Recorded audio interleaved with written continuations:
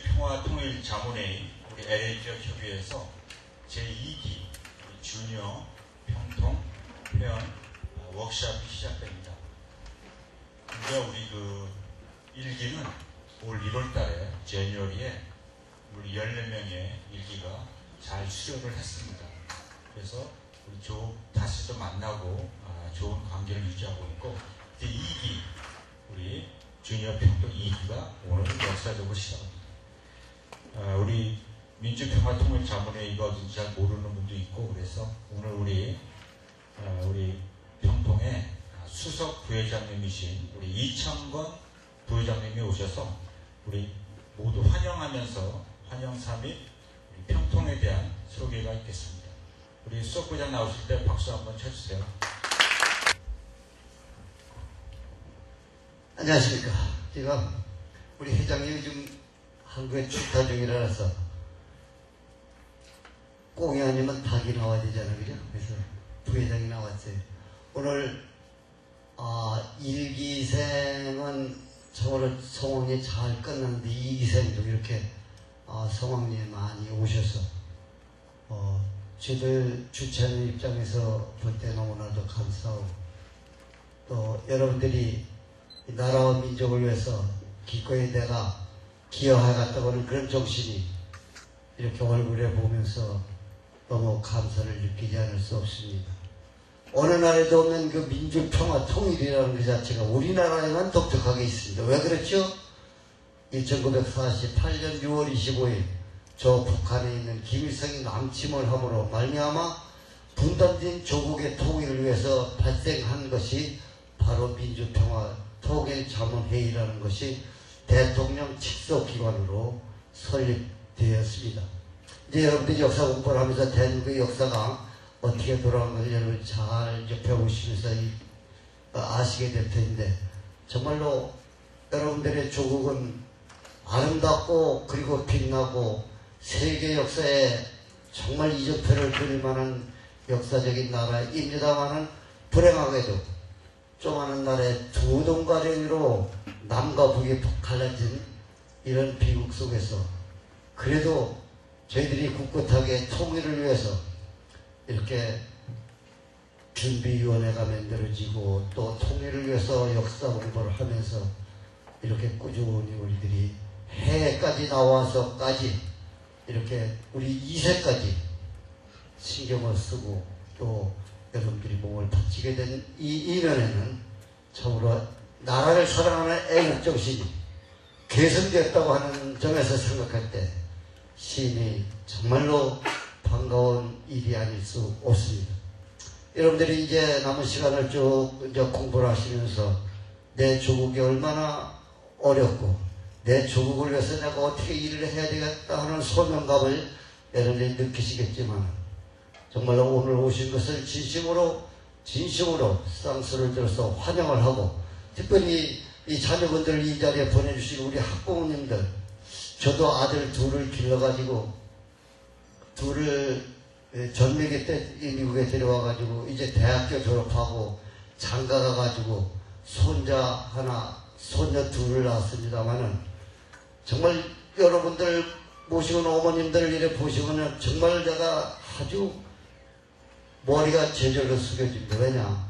저는 그때 이미 초기에 왔으니까 그래서 그런지는 몰라도 자녀 교육에 대해서 이렇게 생각해 본 여유가 없었습니다.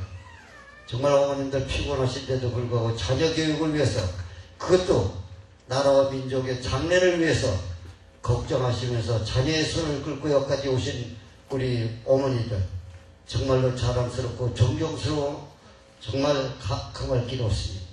어머님들의 그 정성과 기여하는 여러분들의 그 자리와 그 오신 발걸음이 결코 헛되지 않고, 앞으로 이제 민주평화 통일이 이루어질 때까지 여러분들이 기여하는 그 발자취는 영원히 통일을 위해 우뚝 쓰고 길이 남게 될 것입니다. 그러므로 여러분들이 오늘 참석한 이 시간은 1시간이 될는지 10시간이 될는지는 모르지만은 100년보다도 더운가는 그러한 아름다운 발자취가 될 줄로 저는 확실히 믿습니다. 그러므로 여러분들은 내 조국에 대한 아픔도 같이 나누면서 내 조국에 대한 영광도 같이 나눌 수 있는 그런 자리에 여러분들이 참여할 수 있다고 하는 거 얼마나 영광스럽습니까? 그렇죠? 여러분들이 내가 여기 총통일을 위해서 기여했는데 남북 통일이 됐다. 얼마나 기쁘시겠어요? 이 자리에 오지 않고 저기 아직 그라운드에서 놀고 있는 애들보다는 얼마나 보람 있는 일이냐 그런 말씀입니다. 그렇죠? 여러분들 억울하시면 할렐루야 할렐루야 할렐루야가 막 교회에서만 쓰는 거 아닙니다. 우리는 하나님 밑에서 우리가 살아나가도 밥을 굶어도 밥을 먹어도 앉아도 일어나도 신이 없다고 주장하는 사람은 사람이 아닙니다. 아무리 주장해도 하나님은 계시는 거고 아무리 없다고 우겨도 하나님은 영원히 계시는 겁니다. 그러므로 여러분들은 공부를 할 때도 하나님이 함께 하셨고 여러분들이 놀 때도 잘 때도 하나님이 함께 하셨다고 하는 것은 예수 그리스도 안에서 믿음만 가지고 있는 믿음 가지고는 안 되는 겁니다. 하나님을 인정하고 나서 모든 피조물은 인정하고 나서 첫째도 둘째도 셋째도 시작이 되는 걸 믿으시기 바랍니다. 그렇죠? 잘 이해가 안 갑니까? 어쨌든 오늘 여러분들이 그냥 어머니 손을 끌고 왔지만은 그래 여러분의 발길은 결코 여러분 마음대로 결정된 것 같지만은 그렇지 않고 하나님이 여러분을 사랑하셨기 때문에 우리 대한민국을 사랑하셨던 하나님의 사랑이 있었기에 오늘 이 자리에 같이 모였다고 하는 그 배우의 사랑을 여러분이 잊지 마시고 시간 우리 오리엔테이션 오늘 잘 숙제하셔서 앞으로 좋은 결과가 민족의 통일을 위해서 여러분의 손과 발이 쓰여질 수 있도록 노력해 주시기를 간절히 바라고 또 같이 하신 우리 어머님들 참으로 고개 숙여서 감사를 드립니다. 감사합니다. 부회장님 just like my senior pastor. 이 시간에는요 우리 교육 분과위원회 부회장님이신 이규성 부회장님 모셔가지고 우리 인사하는 말씀이 있겠습니다. 인사 말씀 끝나고 우리 교육위원님들 다 앞으로 나오시면요 각자 소개하는 순서를 갖겠습니다. 네, 안녕하십니까. 저는 민주평통교육분과 부의장 이규성입니다. 이번 주니어평통 2기 오리엔테이션에 참석하신 학생들과 학부모님들을 진심으로 환영합니다. 저희 민주평통교육분과에서는 다가올 조국 통일에 기여할 인재 육성의 기체 아래 주니어 평통 멤버를 선발하여 교육하고 있습니다. 먼저 나의 뿌리를 알고 역사를 인식함으로써 우리가 살고 있는 미국 사회에서도 자긍심을 가진 민주 시민으로서 리더십을 발휘하고 앞으로 통일이 될 조국에도 기여하는 인재 육성의 기회가 되기를 기대하고 있습니다.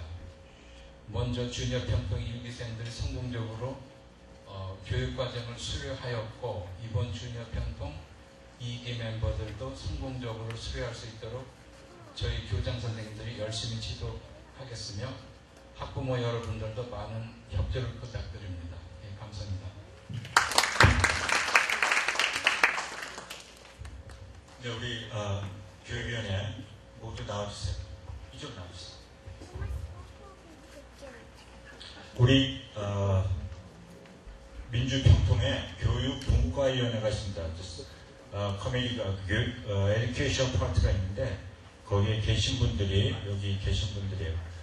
먼저 우리 여기 이규성 부회장님이시고요. 그리고 우리 엘렌 파 sorry, my memory is not her. 엘렌 파 우리 교장 선생님, 우리 김수경 전문위원님, 우리 권태원 위원님, 우리 김혜경 위원님, 저는 송준 위원입니다.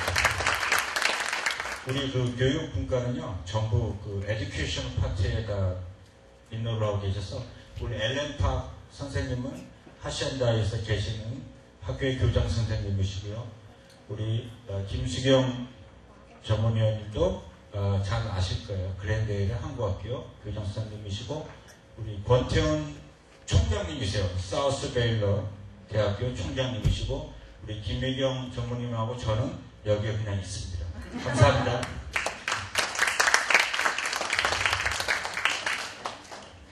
그럼 이 시간에 우리 이번에 저 2기에 많은 우리 그 학생들이 조인을 했어요. 그래서 제가 학생 이름을 부를 때 학생들이 좀 서서 서로 얼굴을 봤으면 좋겠습니다. Don't be shy. Please stand up when your name is called. 자, 이름 부를 때 서가지고 잠깐 쓰시면 됩니다. Joshua Lee. 안 온 사람을 불렀네요. Sorry. Daniel 김다운. 네. 그 다음에 이강도, 이한리. 네. 제니퍼 박소은. 네, 메디슨 박하연. 앤드류 권호석. 네. 아이서 서주연. 발레리아 리 이묘빈. 알았어요? 네. 스테파니 초이 최예지. 조앤 손지혜. 네. 수빈 문수빈. 네. 수지잔 전수지. 앨리슨 박다영. 케이디 김정형.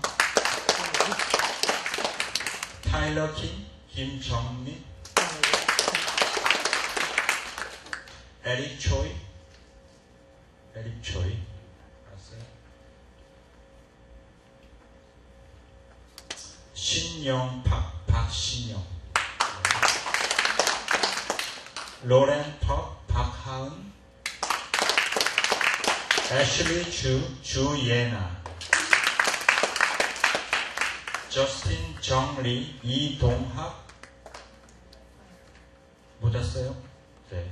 지금 학생이 못 오는 게 아니고 어머님들이 대신 와주십니다. 이동학 어머니 오셨어요? 네. 네, 감사합니다. 훌륭하신 어머님. 샨장 전세영. 애슐리 허이준. 시드니 송혜민. Anybody call name? 불렀죠? 오케이. 그럼 이제 거의 다 끝났고요. 이번에 우리 1기 주니어 평통, 제뉴얼에 우리 그 수료한 1기 주니어 평통에 캐틀린 장, 나인스 그레이드 캐틀린 장이 우리 스피치 해주시겠습니다. 캐틀린?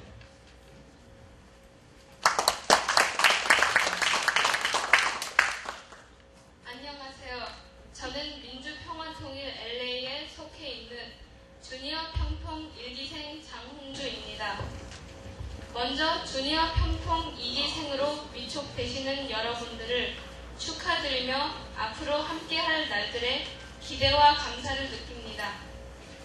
저희 1기 위원들은 지난해 여름방학을 이용한 남가주 한국학교에서 주관하는 재미동포 청소년 모국 연수를 다녀온 남가주 한국학교 학생들 중 모국 방문에서 느꼈던 한국에 대한 관심과 사랑을 실천하는 방법으로 모두 함께 제1기 주니어 평통의 위원이 됐습니다. 주니어 평통이 되면서 우리들은 평통교육분과 위원으로 계시는 김정혜, 박엘렌, 그리고 김수경 교장 선생님들을 통해 분단 국가가 될 수밖에 없었던 한국의 근대사를 배웠습니다. 이번 여름방학에는 한국교육원에서 실시하는 한국 역사 교육에 참가하여 좀 더 자세히 알지 못했던 한국의 역사를 배웠습니다. 그리고 역사 퀴즈 대회에 출전하여 여러 명의 주니어 평통위원들이 상을 타는 좋은 성적도 내었습니다.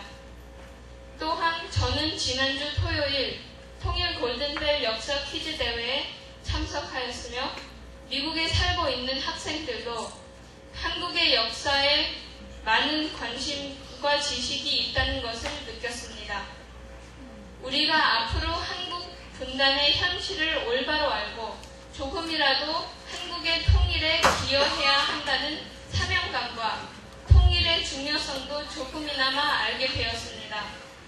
우리들이 직접 가서 체험하고 느끼고 온 한국은 짧은 미국 역사와는 다르게 5,000년이 넘는 역사와 전통이 있었습니다. 옛날에는 잘 살지 못하던 나라가 지금은 세계 속에서 조선산업, 철강산업 등은 세계 1위를 차지하고 있었습니다. 또한 LG나 삼성같이 최고의 최고의 첨단 산업과 화려한 미디어 산업 뒤에는 우리 할아버지 세대들이 겪은 가슴 아픈 한국 전쟁이란 큰 상처가 있는 나라를 힘들게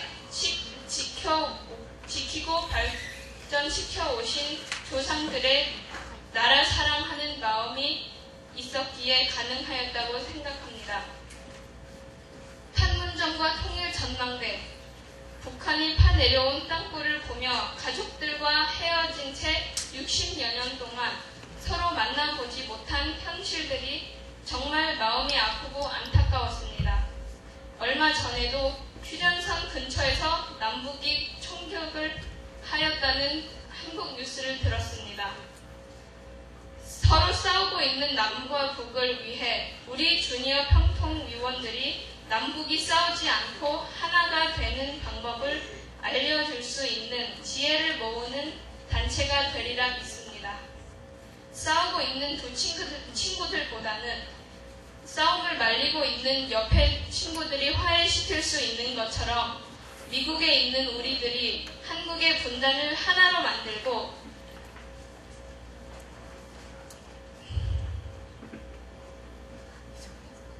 만들 수 있는 방법을 같이 생각하고 공부하고 실천할 수 있기를 바랍니다. 또한 우리와 같은 친구들이 배고프고 가난한 북쪽에 있다는 것을 생각하며 멀리 있는 곳에서만 찾지 말고 가까운 곳에 있는 우리의 민족인 그 친구들에게 우리들이 조금이라도 도움을 줄 수 있는 방법도 있을 것이라고 생각합니다. 우리 모국인 한국의 역사에 관심을 갖고 있지 않는 주위의 많은 친구들이 이 주니어 평통 프로젝트를 통해서 한국의 현실을 함께 배우고 느끼고 사랑을 나눌 수 있는 제2기, 3기, 4기의 수많은 주니어 평통이 나오기를 기대하면서 주니어 평통에 오신 2기 위원님들을 다시 한번 환영하며 축하드립니다. 주니어 평통 1기 그라나다 힐스 차터 하이스쿨 9학년 장홍주.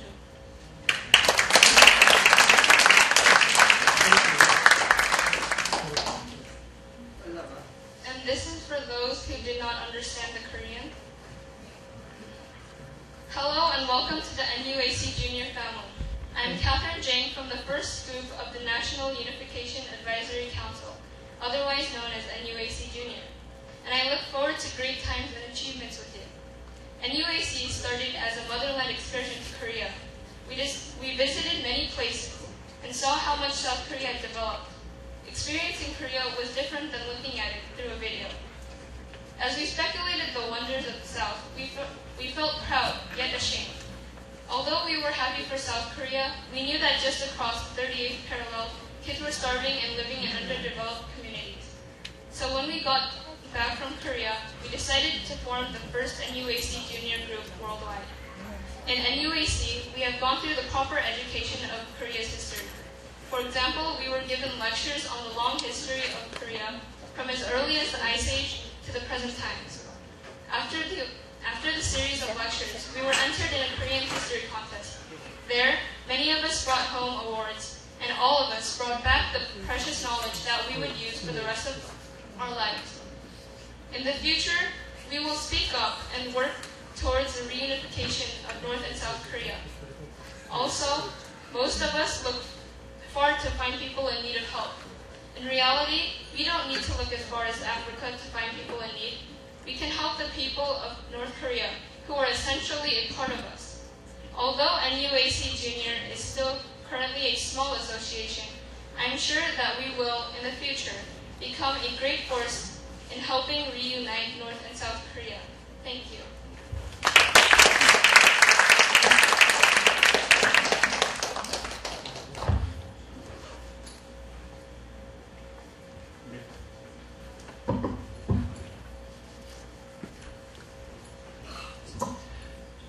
땡큐 캐틀린.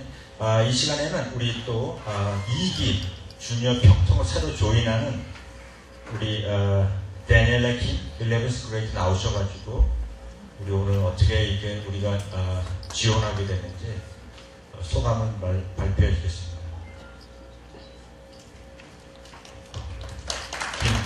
김다운. 안녕하세요. Hello, everyone.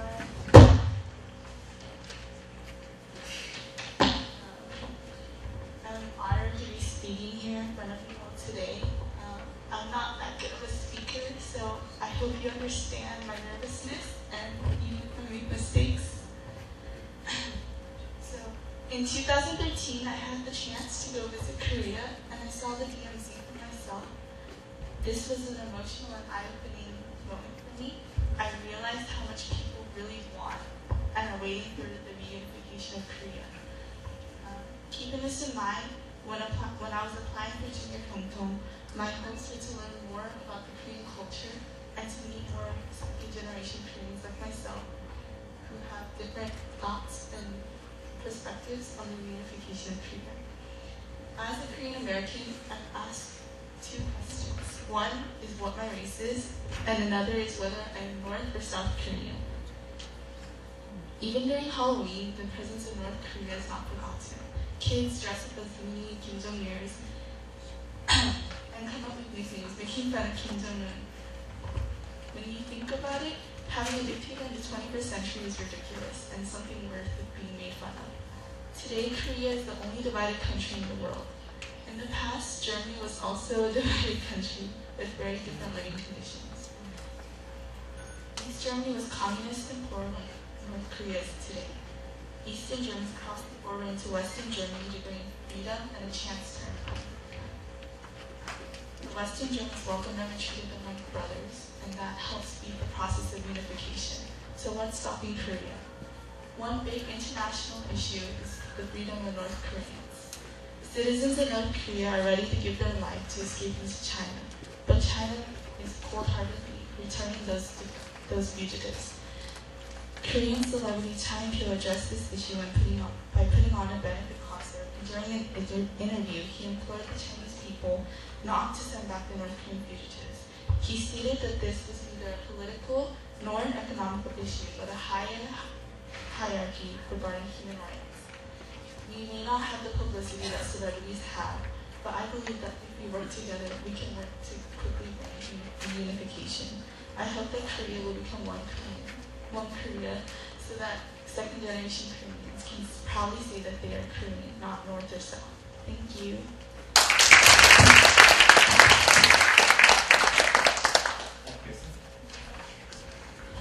자, 이제 이 시간에는요, 우리가 주니어 평통이 뭔가에 대해서 우리 사실 이 프로젝트를 차지하고 계신 우리 위원장님, 김수경 위원장님이 나오셔서 우리 주니어 평통의 목적과 방향, 우리가 앞으로 어떻게 이제 이거를 끌고 나갈 건지 그거에 대해서 잠깐 브리프하게 설명을 해주시고, and then 그리고 이제 우리가 사진을 찍을 거예요.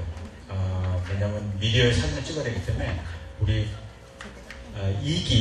1기도 괜찮아요. 전부 앞에 나오셔서 우리 사진 하나 찍고, 그 다음에 우리 간식 준비, 샌드위치 준비해서요. 우리 샌드위치 먹고, 그 다음에 우리 그 통일 역사의 강의 그 순서로 진행하겠습니다.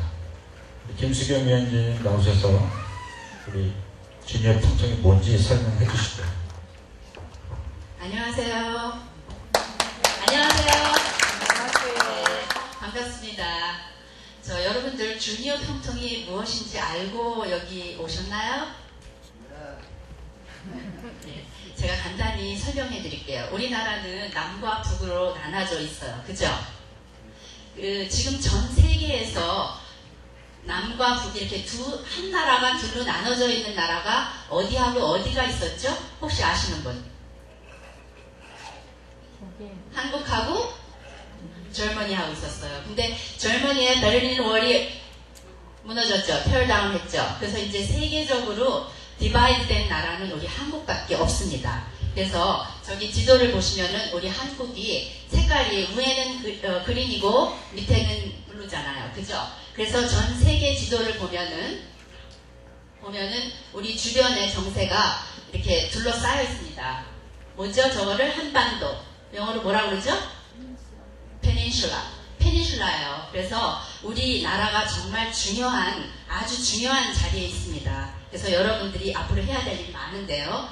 그다음 우리나라의 현실이 지금 남과 북으로 갈라져 있습니다. 그래서 6.25 전쟁이 일어나면서 지금 저쪽에 보면 하얀 다리가 보이죠?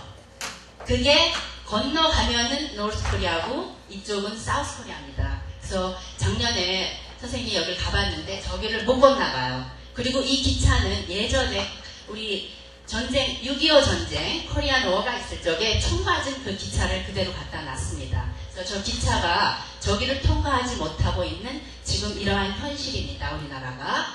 그 다음에 저 분단의 장벽, 앞에 초소 보이죠? 저기에서 우리 아미, 군분들이 지키고 있습니다. 그리고 저 뒤를 넘어가면은 이제 DNG라고 비무장지대 들어가지 못하는 지역입니다. 그래서 거기 가기 전에 우리의 소원은 통일이라는 저러한 위시들을 태극기 밑에다 많이 걸어 두었습니다. 저거는 여러분들이 이렇게 생각해 보세요. 오늘 이렇게 여기서 이거를 하고 있는데 엄마하고 아빠하고 온 사람도 있는가 하면 혼자 온 학생도 있죠. 근데 갑자기 전쟁이 터졌어요. 전쟁이 터지고 엄마도 못 보고 헤어진 상태에서 61 years를 떨어져 있었어요. 그럼 지금 여러분이 15 years old라고 한번 생각해 보세요. From 15 years old에서 61을 더해보세요. 여러분이 몇 살이죠? 할머니, 할아버지죠. 그 시간까지 엄마, 아버지를 못 보고 헤어져 있었던 거예요. 지금 그러신 분들이 너무 많습니다. 그래서 거기 가보면 도라산역이라는 데가 있습니다. 이 스테이션을 만들어놨어요. 이 스테이션을 만들어놔서 우리가 남과 북이 유니피케이션이 되면은 저기를 통과해서 그대로 유라시아까지 가게 됩니다. 그러면은 철도 산업, 관광 산업 여러 가지로 우리가 생각하지 못했던 뉴 잡들이 생기게 됩니다. 여러분들 요즘 잡 잡기 굉장히 힘들어요. 근데 여러분들이 이러한 나이지가 생기면은 앞으로 난 무엇을 공부해야 되겠다. 북한에는 마그네사이트 굉장히 언더그라운드 소스에 많이 있습니다. 그래서 마그네사이트를 그런 거를 공부해서 알고 있으면 그때 여러분들이 좋은 잡을 가질 수 있고 새로운 뉴 잡도 만들 수 있고 새로운 비즈니스도 할 수 있습니다. 그래서 여러분들이 결정하고 이 자리에 오셨는데요. 여러분들은 이러한 나이지를 많이 배워서 남들보다 앞서가는 그러한 차세대 리더가 되게 될 것입니다. 그래서 언젠가 꿈이 이루어질지 모르지만은 저 기차역 다시 한번 보여주세요. 그 전에 거. 언젠가 꿈이 이루어질지 모르지만 저기 군인들이 지금 지키고 있습니다. 그래서 유니피케이션만 되면은 그대로 철도가 가는 그 역입니다. 지금은 일을 안 하고 있어요. 네. 우리 작년에 우리 남가주학교 학생 14명이 우리 재미동포 청소년 모국 연수를 떠났습니다. 2주 동안 고려대학교에서 하는 모국 연수에서는요, 우리 뭐라고 그러죠? 갑자기 말했기도 군사훈련 군대에 가서 우리가 직접 저 진짜 총입니다. 진짜 총을 듣고 우리가 굴르고 총은 쏘진 않았지만은 그 연막탄 같은 거 터지면서 훈련도 했고요. 그 다음에 고려대학교에서 우리 뉴욕에 있는 학생들과 우리 남가주 한국 학생들이 100여 명이 모여서 2주 동안 공부를 했습니다. 저건 LA에서 떠나는 거였고요. 그리고 이거는 이제 방송국에 우리가 가서 우리 K-팝 있잖아요. 또 구경했고요. 그리고 전통 홀 예절도 배우고 우리나라가 포스코 철강 산업 1위, 조선 산업 1위 정말 많이 발전했어요. 가서 보고 왔습니다. 자, 그거를 보고 왔는데요. 와서 보니까 우리 친구들이 너무너무 2주 동안 같이 생활하니까 너무너무 서로 만나고 싶고 그립고 한국에 대한 그 메모리도 있고 너무 만나고 싶은 거예요. 그래서 만나서 같이 밥 먹고 영화 보고 그러면서 리유니언을 했습니다. 하다 보니까 아이들 이거는 그래도 뭔가 의미 있게 뭘 해야 되겠다 그런 생각이 들었습니다. 그래서 민주평통에서 교육분과에서 저희가 그 교육분과에서 하는 건데요. 먼저 기성세대가 우리가 해야 될 거, 우리 엄마 아빠 세대가 해야 될 게 무엇이냐면요. 우리가 이제 이미그레이션 퍼스트 제너레이션에서 세컨드 제너레이션 넘어갑니다.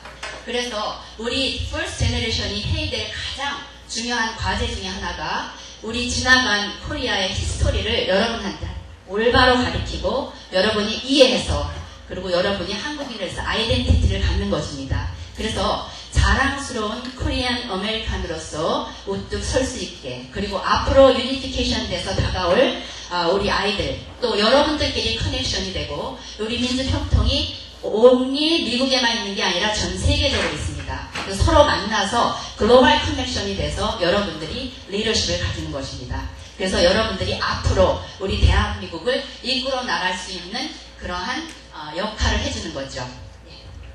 그래서 우리 한국 정부에서 지금 가장 중요한 업무 추진 계획, 가장 중요하게 생각하는 것이 무엇이냐면요. 우리 통일 미래 세대 육성 사업입니다. 그래서 여러분들은 한국과 미국과 같이 발맞춰 갈 수 있는 그러한 사업에 동참하신 겁니다. 그래서 1기 주니어 평통은 아까 말씀드렸듯이요. 3번의 오리엔테이션을 했습니다. 그래서 전체 시대적 배경, 그리고 일제강점기부터 6.25까지 그리고 6.25가 있고 난 다음에 어떻게 됐다는 걸 배웠고 문화원에서 16시간의 역사 강의를 했습니다. 그리고 이민역사박물관도 가보았고요. 그리고 통일주제 그림 그리기 대회, 글짓기 대회도 하였습니다.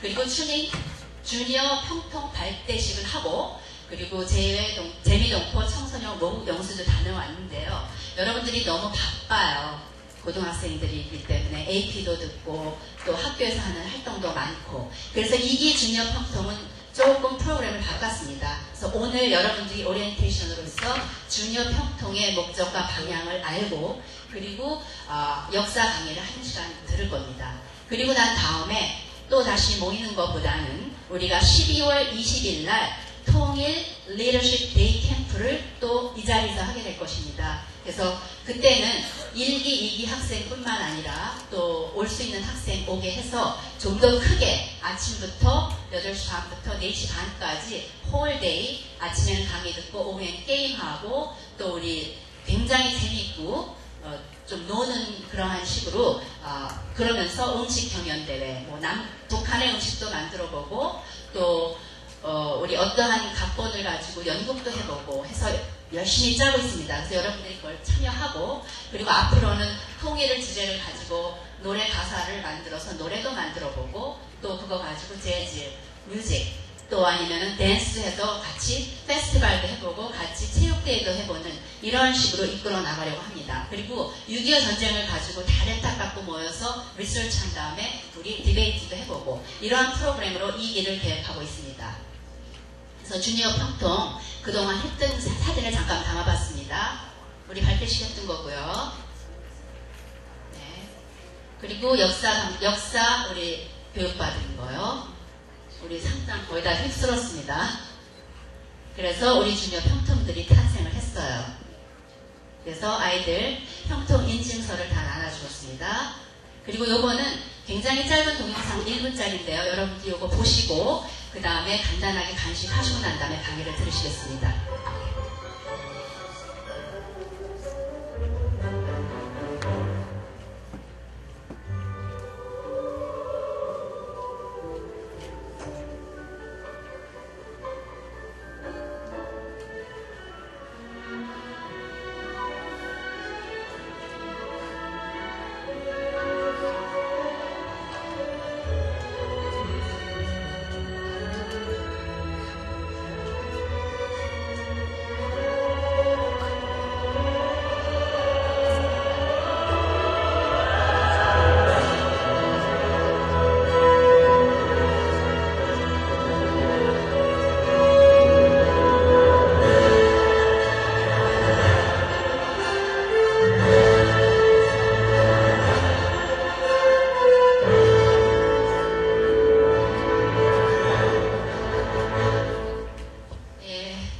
감사합니다. 그러면은 여러분들 저쪽에 간식 준비했으니까요. 간식하고 드링크 마시고 그리고 샤워. 우리 먼저 간식 먹기 전에 우리 Section. So, there's so much to cover, and there's no way I can cover 100 years worth of history. So I'm going to focus more on the early modern history of Korea, which starts from the end of 19th century and then right before, or right at the beginning of Korean War. So the topic that we'll be talking about is how Korea ended up being divided into North and South. So before I get into actual, cause and the fall of the final dynasty of Korea, I just wanted to give you a list of the actual, the different dynasties of Korea in chronological order. You're not expected to know all this. I just wanted to give you a background. So as you can see, the first dynasty that started in Korea is Gojoseon, which is actually even before a lot of Western civilization began. And then it just runs, and I hope you guys have heard of the three dynasties, Goguryeo, Baekje, Silla, and then comes to Kaya, and then all the way to Goryeo, and then this is the dynasty we'll be focusing today, the last phase of Joseon, which was from 1392 to 1897. And one of the things that I want you to remember before you do the group activity is that Korea was for a long time, was a tributary state of Ming and Qing dynasties. What that means is Korea was in a subservient position. They had to ask for every single permission from China for any political or social or even cultural decisions and reforms. So that's one thing you should keep in mind as we do our group activity. Alright, so a quick overview of the final phase of Joseon Dynasty. Let me actually show you this.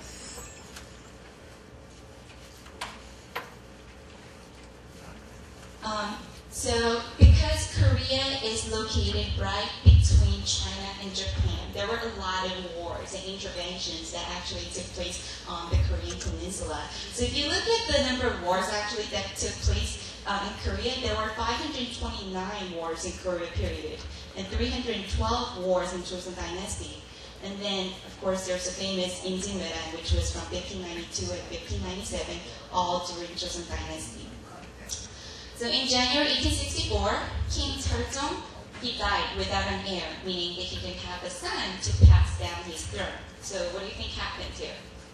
There's no prince to take over the throne.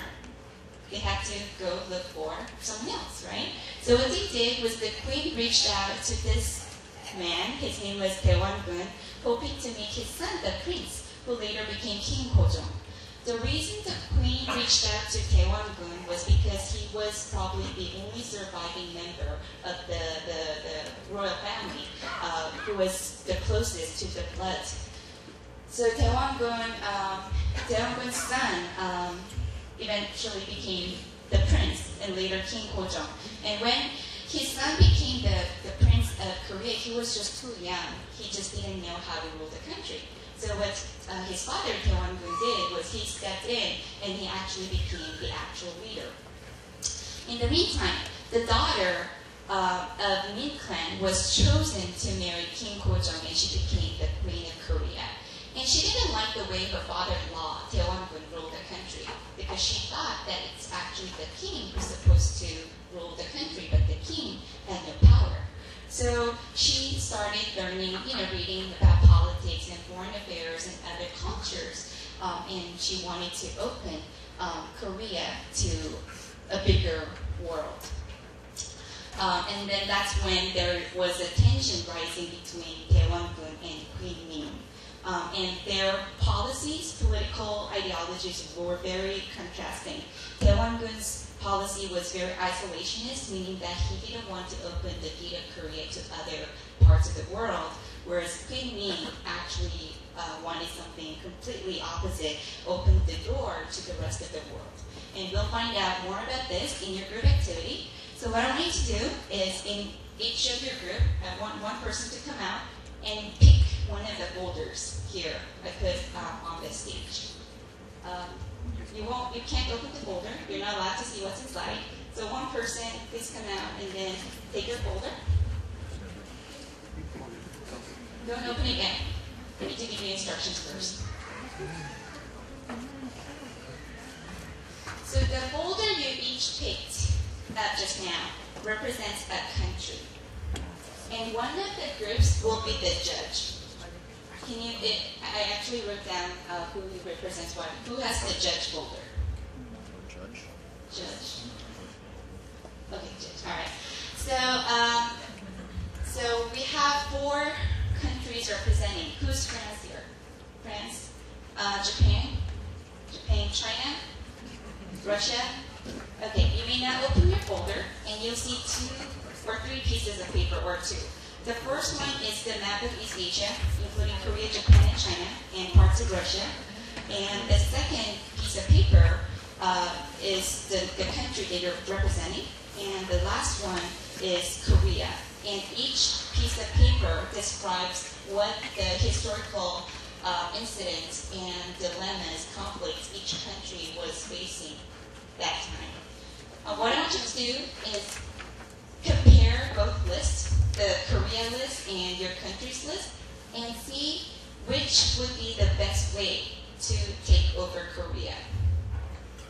And this is going to be a competition later. Whoever comes up with the best arguments will take over Korea at the end, and the judge will decide. Where are my judges? Right there? The judge will decide which country gets Korea. All right? So I'll give you 15 minutes for you guys to read through the list, and if you have any questions, feel free to ask me, and then we'll put together as a group and see who gets Korea. I didn't pay attention to the world. It's so easy.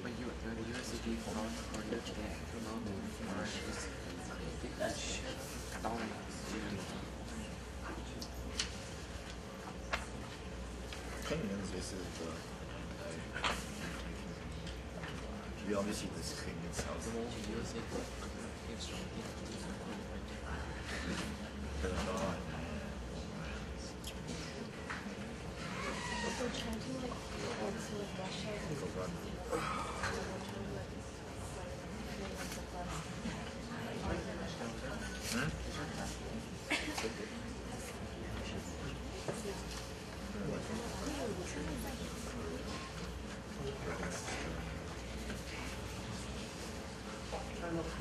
Are you reading this?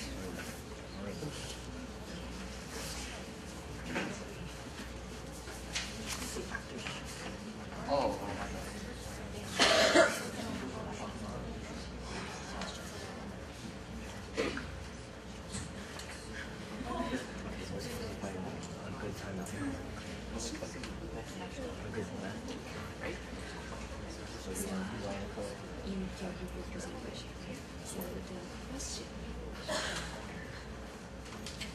So these are the questions that you might want to consider while discussing in your group. Would your country be interested in taking over Korea? Would your country be interested in intervening with Korean politics and her foreign affairs? If so, in what ways? What would your country think about other foreign powers involved in Korea? And these are the foreign powers that are involved right now. And the last question you might want to consider would be, who would your country side with, Daewon-gun or Queen-Min, and why? And I've also listed the conflicts and different policies imposed by both Daewon-gun and Queen-Min. Judge wants Japan to go first. Go Japan. So I guess for this individual person or just the whole group? The whole group. It can be one person or the whole group. And if there's any country that wants to jump in to counterattack, that's fine. Yeah. You don't have to put different, you can just...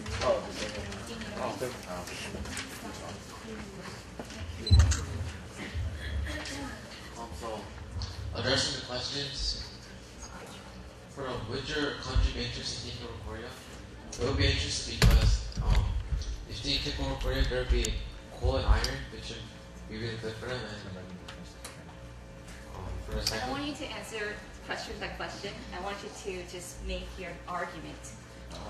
You want to take Korea with you, right? Or not? Well, if you want to take Korea with you, you have to be very affirmative and aggressive and make your point. So don't try to answer these questions one by one. You can just make an argument here.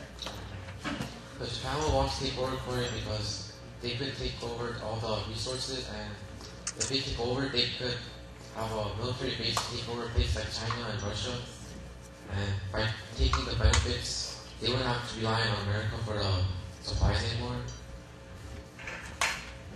And the judges are over here, so you don't want to talk to this man, talk to them. We would, since we also were secluded and isolated, or basically a closed country, we would also be basically staying them in Korea, I guess.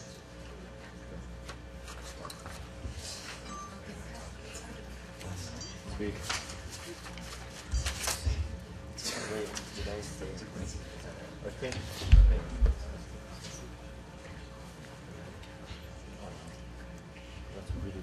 Well, just to reiterate, Japan would want to take over Korea since Japan just went through the Meiji Restoration, so they want to extend their military power. And since Korea does not have like a strong government goal or anything, to take over Korea they would be able to assert their power over them and dominion.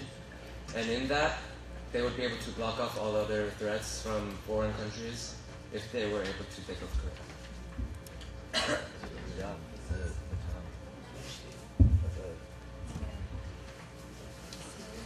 Any countries who oppose what just Japan said? Speak.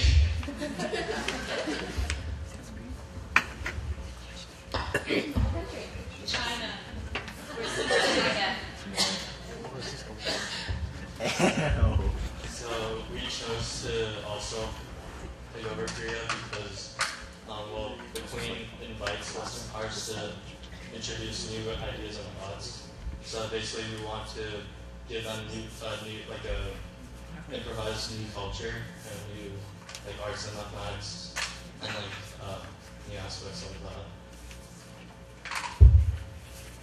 And also, we believe that we need to take over Korea in order to keep peace, because if we do not do this, it will give Japan a chance to take over Korea and lead to taking over our country, and this we cannot accept. And therefore, in order to keep peace, we must take over Korea. Why is China so worried? China is such a big country and Japan is a small island. Why are you so feared about Japan taking over China eventually? Because Japan is a force that has defeated many big countries, and although we are pretty confident about our military, Japan still has a very strong military as well, and therefore we do not want to be threatened by this country. How does China feel about Western powers in Korea? Well, they invite Western powers and they want to have more ideas and more, they want to develop a bigger history. So basically China would give them all that. And also,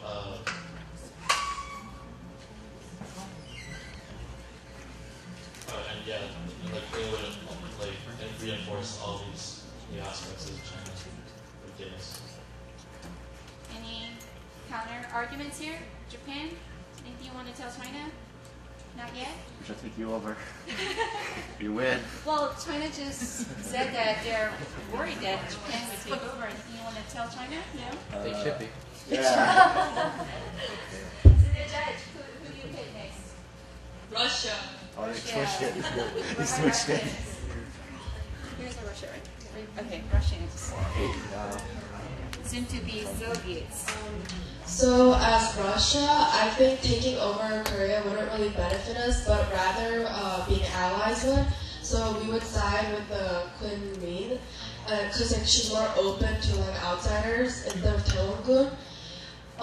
This would help us because getting Port Arthur would open to more trade and give more opportunities for jobs and stuff.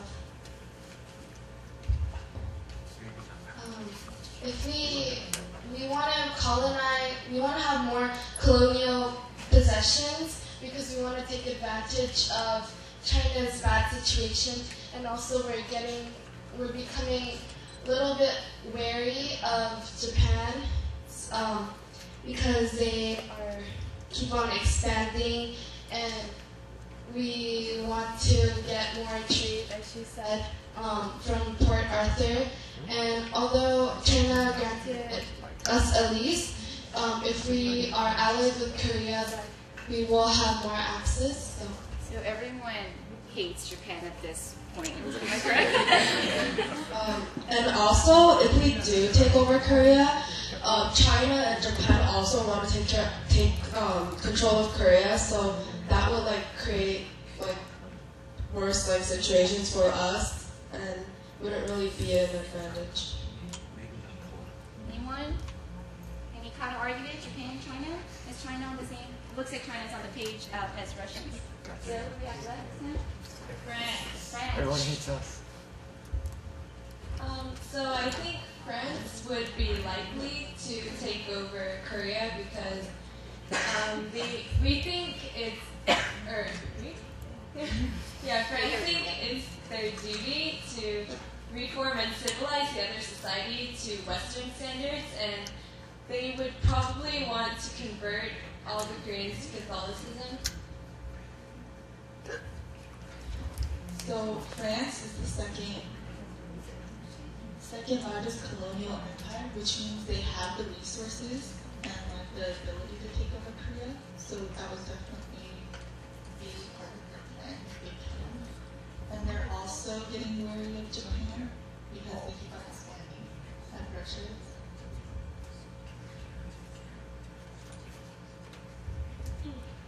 I feel like we'll also be like on the same side as Queen Min because she wanted to expand her trade with like the other Western powers, and since we have like a strong relationship with Russia, and since we're expanding our trade, I think it will be beneficial if France was to take over Korea.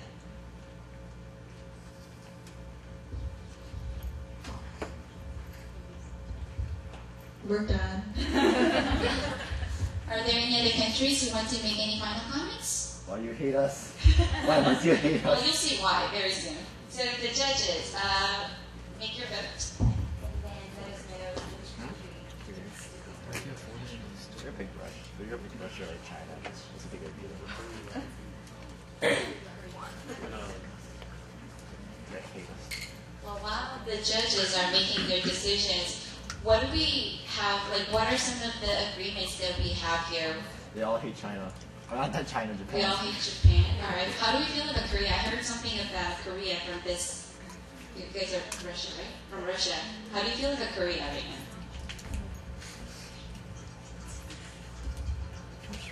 We feel that Korea would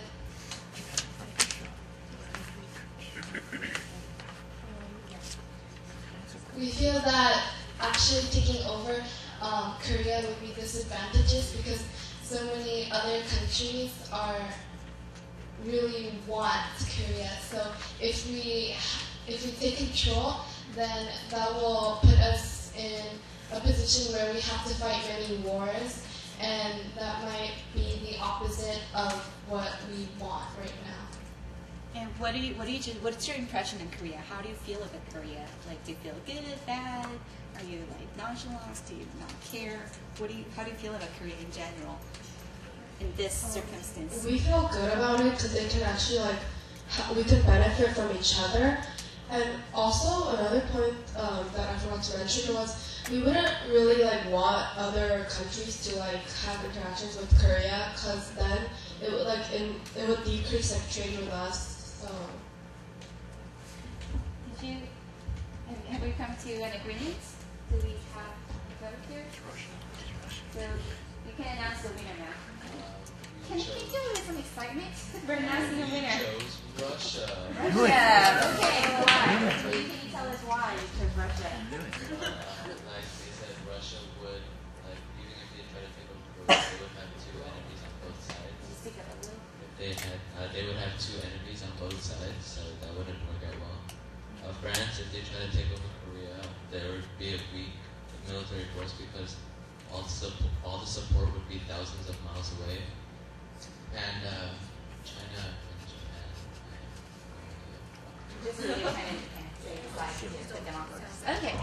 So the reason I did this activity was not only create some fun, engaging time, but also I want to show you what history means to our lives. A lot of people,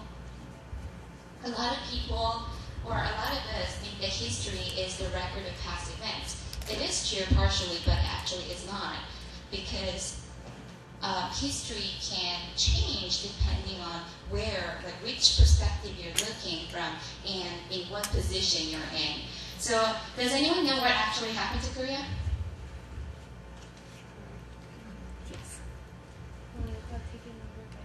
Yes, Japan actually ended up taking over Korea. Yeah, this is exactly what I meant by everyone hating Japan. So I'm going to show you a quick clip of, actually before I get to that. Alright. So like I said, Joseon Dynasty was from 1392 to 1897, and where were my French? Okay, so France, as you know, is a very strong Catholic country, and one of their goals during their imperialism was to convert, non-Christians or non-Catholics to Catholics. So France sent some of their Catholic missionaries to Korea. And Korea, which was a very Confucian country and had a lot of traditional values, were very against the spread of Catholicism.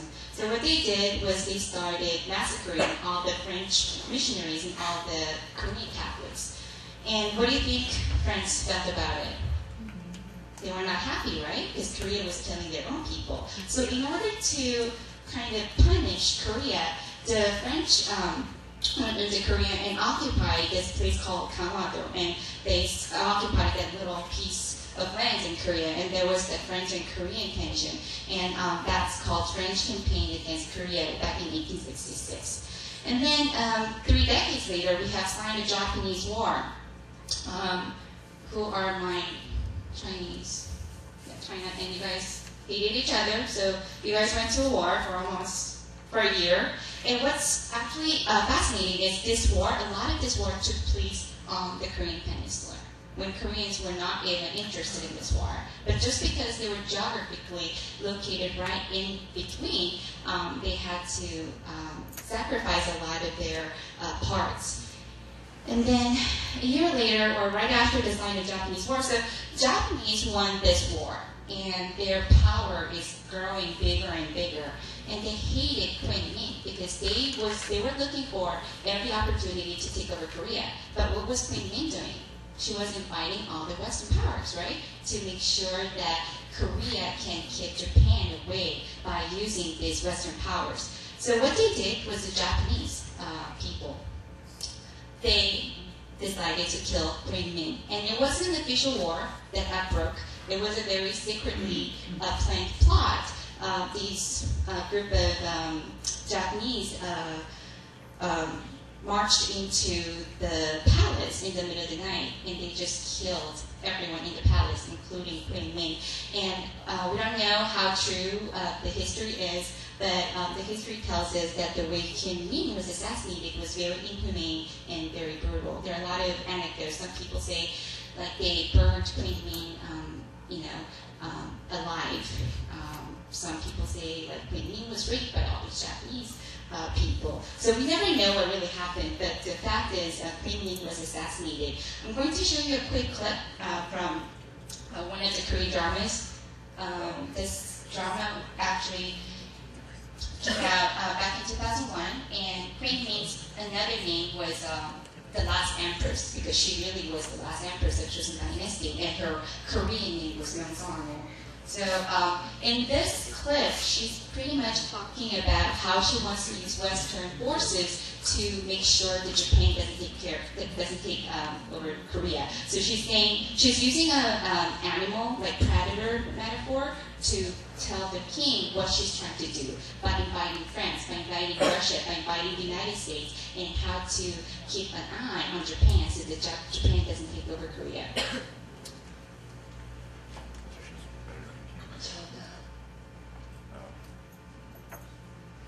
조선은 작은 나라입니다. 역사를 되돌아보면 한시도 편할 날이 없었지요. 이루다 헤아릴 수 없는 수많은 난리를 겪으며 살아온 민족이 아닙니까? 그러고도 살아남은 것이 신기할 정도지요. 일본은 날로 강해지고 천국은 사악해지고 있습니다. Chungkuk is China. 영국이나 불란서는 천국의 이권을 나눠먹는 것만으로 Lanzhou is France. 포만감을 느끼고 있습니다. 조선은 저들의 탐욕을 채우기에 너무나 작은 나라지요. 그 틈을 일본이 노리고 있습니다. 호랑이들이 큰 먹이를 앞에 놓고 다투고 있는 사이에 여우가 마음 놓고 토끼 사냥에 나선 것이지요. 전하, 조선의 살 길은 노소하뿐입니다. 노소하는 굶주린 승냥입니다. 호랑이의 먹이를 노릴 수는 없으나 여우에게 먹이를 넘겨줄 노소하가 아니지요. 하나, 그리 되면 여우를 피하려다 승냥이를 만나는 꼴이 아닙니까? 승냥이를 만나면 호랑이를 부르고 호랑이가 물러가면 다시 여우가 달려들고 그러면 다시 승냥이가 그 사이를 가로막고 나설 것입니다. 전하,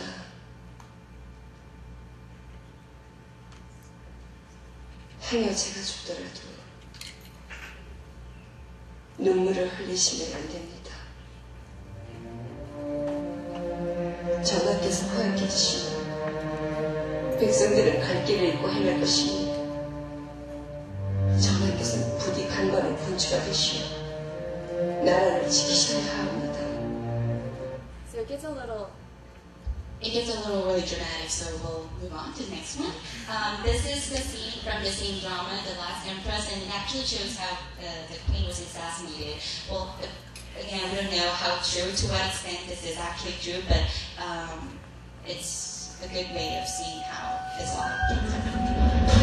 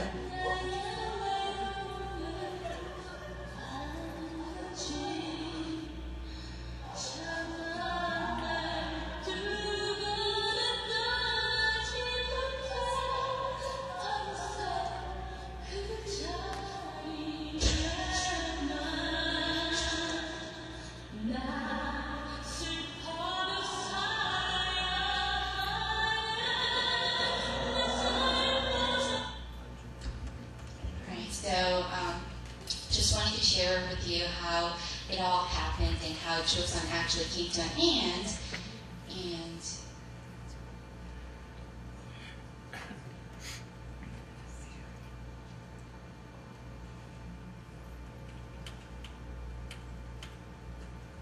And then, so right after the queen got assassinated, King Gojong fled to the Russian legation in 1896.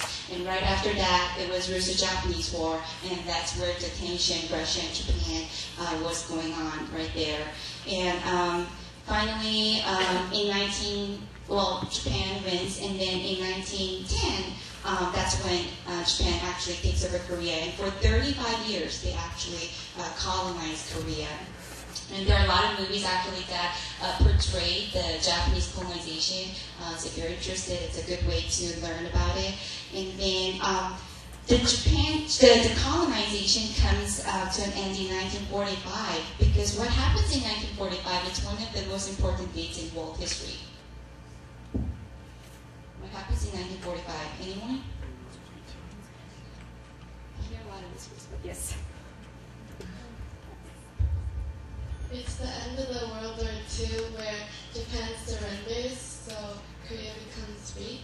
you know how to read. It's right there. So World War II ends. World War II takes place from 1939 to 1945, and what happens in World War? Japan loses, and Japan has to surrender all its colonies. And there were more than, it wasn't just Korea that Japan held as a colony. There were a few other colonies, but Japan had to give them all. And then that was end of Japanese colonization. And for the first time, Korea now gets to have its own government, not a monarchy. No king, no queen. We're done with that. We want like a modern form of government. Now, what happens is life has never been easy for Korea. So what happens after World War II begins Cold War from 1947 and 1991. It's one of the probably longest wars. Not longest because there were 100 years war, but one of the longest wars in the 20th century. Does anyone know what Cold War was, or what it was about, why it's named Cold War? Yes? It was Russia and America fighting each other with nuclear weapons. And what else? Why was it called Cold War? They didn't actually fight, it was just threats. Good. So they didn't actually fight. It was just a tension among different countries on a global scale. And one of the conflicts that a lot of nations had during this time was the conflict of different ideologies. And there was one part of the world that believed in communism, and then there was also the other group of the world who believed in capitalism. And that's what the tension was all about. And then what was happening was, you guys all have the map, right? Well, I'll show you the better map. So I know it's a little blurry, but the way it looks like, so China and Russia now, Soviet Union, are communist countries, and they believe in communism. And but if you really believe in something, what do you want to do? You want to spread it, right? So if you think like, you know this really good ice cream place, you want to make sure that your friends know about it so they can actually try it, right? So that's what Russians and Chinese, all the communist countries wanted to do. They want to spread their ideas of communism. So geographically speaking, which country is closest to China and Russia? North of Korea, right? It was before actually North Korea, but it's north of Korea. So what they did was this orange color. Can you see the difference here, the yellow and the orange? So this orange is the power of the presence. Let's call it presence of the communist powers. So all the way from Russia and China, they came all the way down to almost the end of South Korea. Now, who will be threatened when this happens?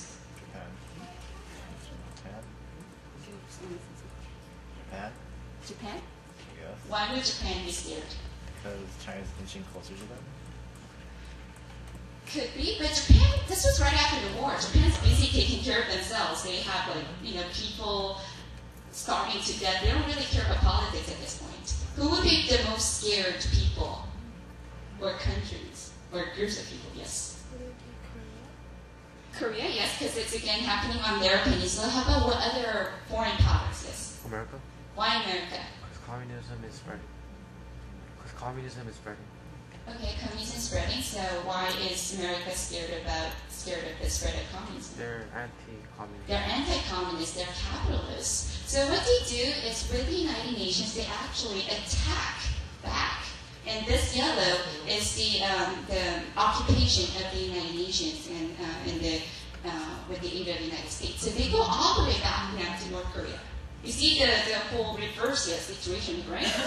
And then again, they come down again, and then we go up again, and then that's finally when they decide to call it off and say, okay, we fought in this war for 3 years, there's no end, we should do something about it. And they draw a line here, it's called the 38th parallel, and that's when they sign the armistice agreement. So technically speaking, Korea is still at the war. The war has never ended. It's still ongoing. They're taking just a long break. So the Korean War took a break. It never ended. It took a break in 1953. We're now living in year 2014. So how many years has it been since we've taken this break? Someone do the math. I know you guys are good at math here, but you guys are Koreans. How many years? 61? Are we all, do we all agree 61? Okay, so it's been 61 years. It's a long break, and we don't know whether it's going to ever end. We're actually going to continue taking this break. That's a big question mark and also a big assignment.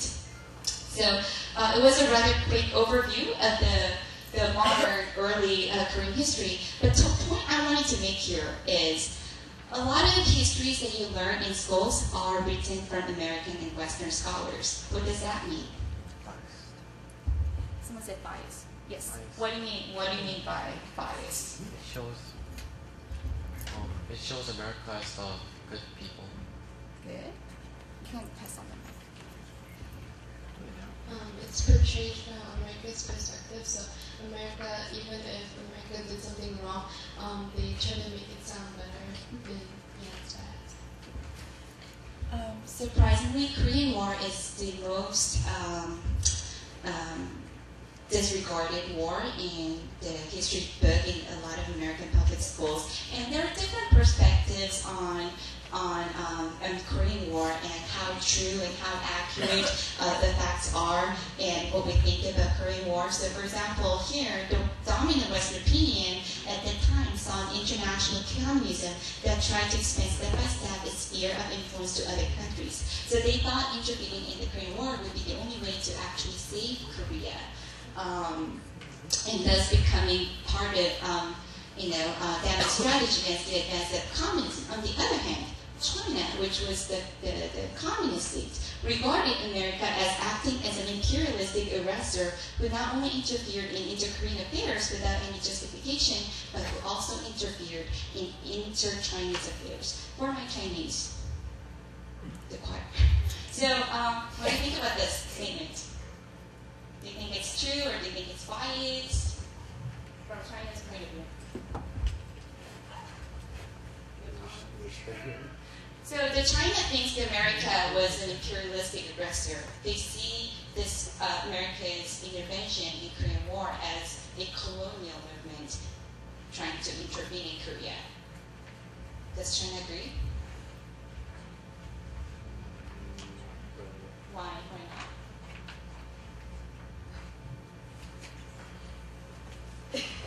Well, China and America never actually had a good relationship. So I don't know when this statement was actually made, but because China never had good feelings about America, they're never going to make any good comments about them, right? So these are some of the things that we need to think about when it comes to history. So this is a quote from a very famous historian who studies Korean War closely, and he said, quoting quote, "The basic problem with Korean War history, as it's understood in the United States, is that it's full of Americans, but you don't find much about the Koreans on either side, and you don't find out much about the Chinese or the Russians," he said. But that's not excusable today because we know a great deal more from their own resources as to what they were doing and why they were doing it.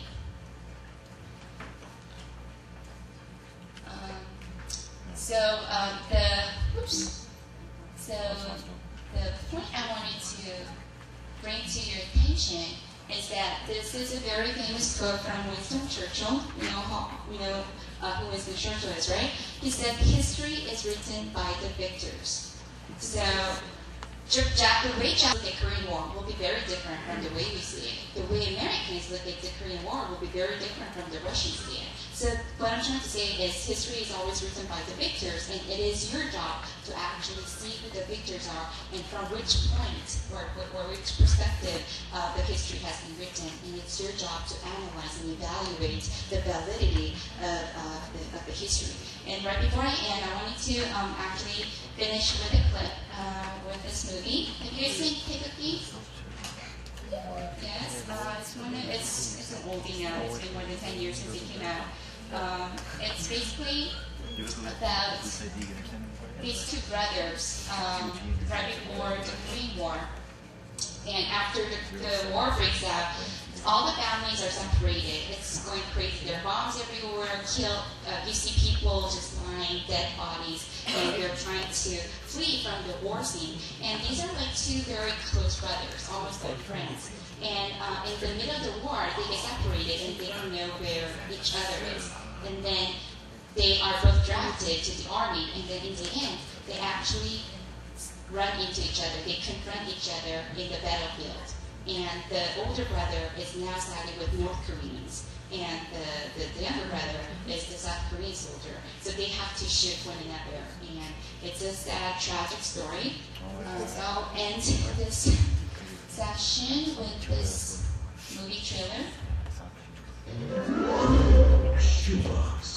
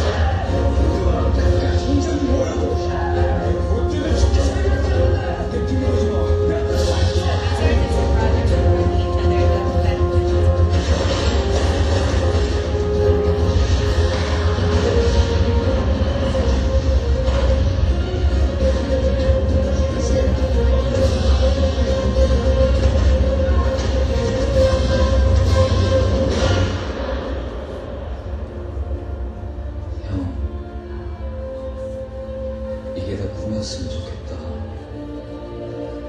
일단 너는 우리 집 안 가고 난 아침 오면서 너한테 볼 거야. 정말 진짜 같은 이상 꿈을 꿨다고. 우린 반드시 같이 살아서 돌아가야 돼. 야, 네가 들었어.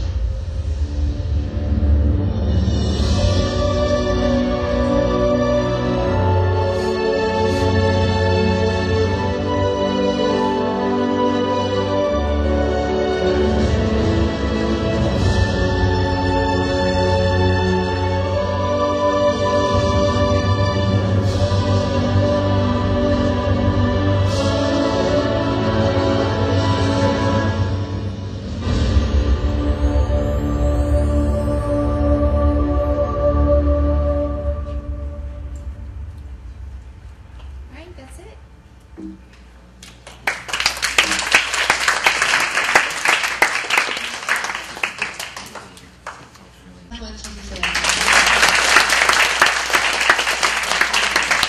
여러분 어땠어요? 한국에 대해서 조금은 알게 됐어요?